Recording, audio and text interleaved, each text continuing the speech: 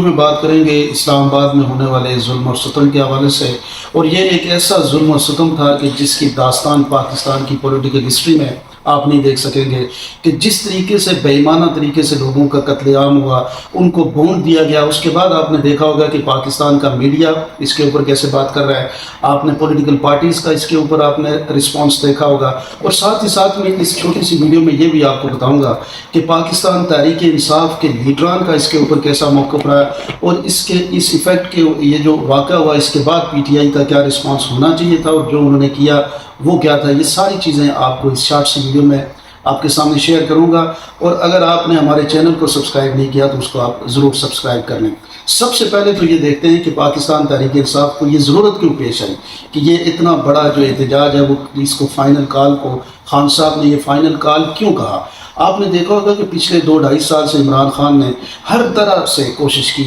پاکستان کے اندر قانون اور آئین کا جو دروازہ آپ کی عدالتیں کھٹکھٹائیں، وہاں پہ انہوں نے عدالتوں کا نظام اور قانون چینج کر دیا۔ آپ نے سپریم کورٹ میں خان صاحب گئے تو وہاں سپریم کورٹ میں 2 جج بنا دیے۔ اسی طرح سے الیکشن ٹریبونل پہ گئے تو وہاں پہ الیکشن ٹریبونل پچھلے جو 6 مہینے کے اندر جو قانون کے مطابق 6 ماہ میں ان کو ڈیسیژن دینے ہوتے ہیں، ابھی اب 1.5 سال ہو چکا ہے، الیکشن ٹریبونل میں کوئی بھی ڈیسیژن نہیں دیا جا رہا۔ تو وہ تمام کوششیں عمران خان صاحب نے کی، پی ٹی آئی نے کی، لیکن اس کے اوپر کسی نے کوئی کام نہیں دھرے۔ تو فائنلی خان صاحب نے سوچا کہ کیوں نہ ہم اس کو لوگوں کو یعنی عوام کو باہر نکالتے ہیں، ایک احتجاج کرتے ہیں، تاکہ ان لوگوں کو جن کے کانوں میں جوں تک نہیں رینگتی ان کو یہ پتہ چلے کہ پاکستان کی قوم اس فراڈ الیکشن کو نہیں مانتی۔ جو الیکشن پی ٹی آئی جیت چکی تھی، جو پی ٹی آئی اور عمران خان کا حق بنتا تھا حکومت کا، وہ ان کو حق واپس ملنا چاہیے، وہ سیٹیں ان کو واپس ملنا چاہیے۔ تو خان صاحب نے ایک فائنل کال آپ کے سامنے دی، اور فائنل کال میں پورے پاکستان کے اندر آپ نے دیکھا ہوگا کہ انہوں نے لاکھوں کنٹینر لگا کے پورا ملک بند کر دیا، پاکستان میں انٹرنیٹ کو بند کر دیا، پورے شہروں کو بند کر دیا، ہر جگہ سے لوگوں کو انہوں نے یہی کوشش کی کہ وہ کسی طریقے سے اسلام آباد نہ پہنچ سکے۔ لیکن پی ٹی آئی کے لوگوں کو اور عوام پاکستان کو ہم سلام پیش کرتے ہیں کہ جس بہادری کے ساتھ وہ اس تمام ریاستی فسادیت کے خلاف لڑے۔ آپ نے دیکھا ہوگا کہ کنٹینر ہٹائے انہوں نے شل برداشت کیے، انہوں نے ربڑ بلٹ برداشت کی، اور اس کے باوجود جس تمام مشکلات کے بعد وہ ڈی چوک اور اسلام آباد میں پہنچے۔ جب وہ اسلام آباد میں پہنچے تو آپ نے دیکھا کہ ایک ڈیبیٹ شروع ہو گئی کہ کیا پی ٹی آئی کے لوگوں کو اسلام آباد میں ڈی چوک جانا چاہیے یا کسی پچھلی سنجانی یا کسی ایسے مقام پہ وہاں پہ جلسہ کرنا چاہیے۔ ہم یہ سمجھتے ہیں کہ پی ٹی آئی کا یہ قانونی اور آئینی حق ہے، اور پاکستان کی عوام کا یہ قانونی اور آئینی حق ہے کہ وہ پاکستان کے کسی بھی کونے پہ جا کے وہ احتجاج کر سکتے ہیں، اپنی آواز بلند کر سکتے ہیں۔ پی ٹی آئی کے لوگ جب پہنچے ڈی چوک میں تو آپ نے دیکھا ہوگا کہ ڈی چوک میں پہلے یہ جو آپ کے رینجرز ہیں، آپ کی لا انفورسمنٹ ایجنسیز ہیں، انہوں نے ان کو بغل گیر ہوئے۔ انہوں نے کہا جی وہاں پہ اناؤنسمنٹ ہوئی کہ ہم آپ کے اوپر گولی نہیں چلائیں گے، اور پھر شام کے وقت آپ نے دیکھا کہ لائٹیں بالکل وہی جس طرح شام غریباں، جس طرح آپ نے دیکھا ہوگا کہ یزید نے کیا کربلا کے اندر، لائٹیں بجھا کے پھر شام کو انہوں نے اوپر بلڈنگوں میں جا کے لوگوں کو بھونا، اور اوپر سے گولیاں ماری، ان کے سروں میں گولیاں لگی۔ اور بتانے والے یہ بتا نہیں رہے، لیکن یہ آپ کو بتا دوں، آپ سوچیں کہ ایک جگہ پہ 10,000 بندے بیٹھے ہوں، کھڑے ہوں، اور اوپر سے اگر گولیاں برسائی جائیں تو کتنے لوگوں کی شہادت ہوئی ہوگی۔ یہ جو لوگ آپ کو بتا رہے ہیں 20-25، آپ اس میں یہ یاد رکھیں کہ یہ 20-25 نہیں ہے، یہ کئی 100 لوگ ہیں جن کو شہید کر دیا گیا، جن کو مار دیا گیا، جو ریاستی فسادیت اور جبریت کا شکار ہو چکے ہیں۔ اور اس کے بعد آپ لوگ کہتے ہیں کہ کدھر ہے ناشے؟ مجھے یہ بتائیں کہ یہاں پہ اس ملک کے اندر جہاں پہ میڈیا آزاد نہیں ہے، یہاں پہ آپ لوگوں کو مسنگ پرسن بنا دیا جاتا ہے، کون جا کے لاشیں گنے گا؟ کس کو لاشیں دے گی ہے؟ آپ جائیں، آپ میں سے کوئی بھی جائے، ابھی پولی کلینک میں چلے جائیں، آپ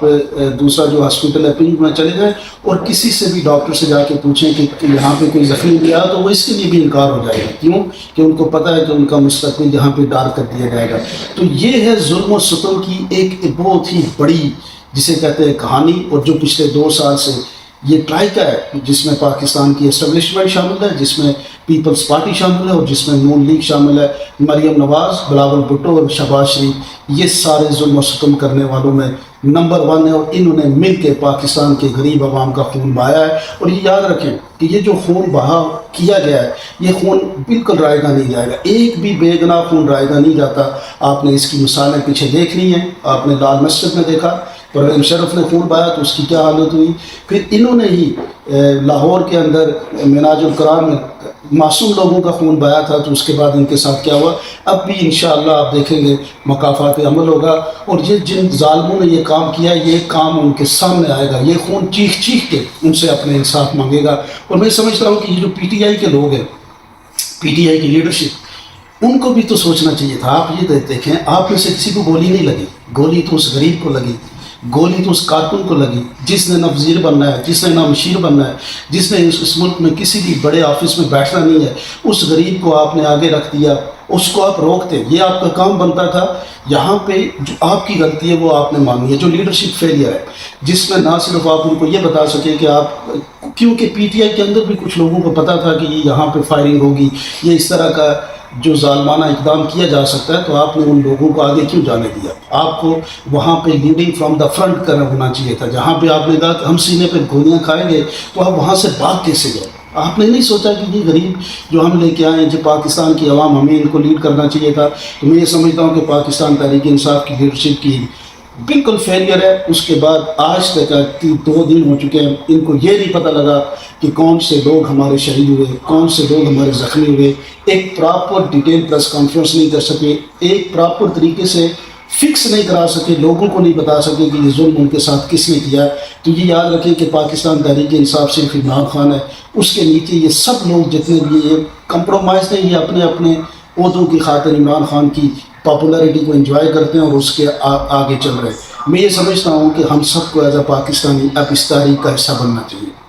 یہ آج اگر پی ٹی آئی کے لوگ یہاں پہ شہید ہوئے ہیں، تو یہ کل پیپلز پارٹی کے بھی ہوں گے، نون لیگ کے بھی ہوں گے، جماعت اسلامی کے بھی ہوں گے۔ یہ سب کارکنوں کو سوچنا چاہیے کہ سیاست کو، مخالفت کو اس لیول پہ مت لے کے جائیں جہاں پہ آپ دوسرے کا وجود صرف موت سمجھیں، آپ اپنی زندگی دوسرے کی موت کے بعد سمجھیں۔ تو یہ پولیٹیکلی آپ کے لیے نقصان دہ ہوگا، پاکستان کا مستقبل یہ ہے کہ پاکستان کو آئین کے مطابق، جو ہمارا کانسٹیٹیوشن ہے اس کے مطابق اگر آپ چلائیں گے تو پاکستان کا مستقبل بھی بنے گا، اور پاکستان کے اندر ہر شخص جو ہے وہ آزادی سے آگے بڑھ سکتا ہے۔ ادروائز یہ ملک ظالموں کے ہاتھ چڑھ چکا ہے۔ جو نہیں دیکھتے، آپ سوچیں کہ وہ ویڈیو آپ چھوٹی سی دیکھیں کہ ایک آدمی دعا کر رہا ہے، اللہ تبارک و تعالیٰ سے دعا کر رہا ہے، اور کس بے ایمانہ طریقے سے اس کو گرایا جاتا ہے وہاں سے، اور وہ اوپر سے گرتا ہے، اور جس طریقے سے وہ آ کے نیچے لگتا ہے، آپ سوچیں کہ کیا ہی اس کی گردن، کوئی بازو، کوئی ٹانگ اس کی ٹوٹ گئی ہوگی، یا خدا نہ خاصہ وہ ایکسپائر بھی ہو سکتا ہے۔ لیکن ظالمانہ پاکستان کی اسٹیبلشمنٹ کا اور پاکستان کی فورسز کا